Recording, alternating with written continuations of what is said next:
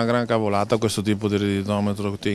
Vengono a controllarci noi quando i politici hanno i portaborsi in nero, cioè è una cosa ridicola, stiamo andando in dittatura ormai qui. Che non serve a niente, danneggia solo i piccoli, i veri evasori scappano meglio di prima col redditometro. Chiaro ed efficace, il redditometro è uno strumento vessatorio, ma c'è anche chi è d'accordo. Mi dico che va bene così.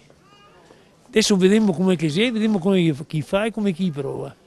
E dopo ne parleremo, è giusto che tutti paghi le tasse, mi pago. Se non si hanno scheletri nell'armadio, anche il redditometro può andare. Il redditometro va bene, chi non ha niente da nascondere, che problemi ci sono? Cioè non vedo proprio, qui è l'unico modo per scovare certi evasori. All'Adusbef è già pronto un ricorso contro questo strumento. Il redditometro è uno strumento di vessazione contro il cittadino contribuente, e riteniamo che sia illegittimo. Il redditometro rappresenta un'inversione dell'onere della prova inaccettabile. Deve essere il cittadino a dover dimostrare di non avere un tenore di vita o un reddito presunto da parte dello Stato. Lo Stato non deve chiedere al cittadino quello che già sa grazie alle banche dati. Non deve venire a me a richiedere lo scontrino del negoziante per dimostrare se quella spesa l'ho fatta o non l'ho fatta, anche perché il cittadino non è in grado di poter conservare tutti gli scontrini possibili.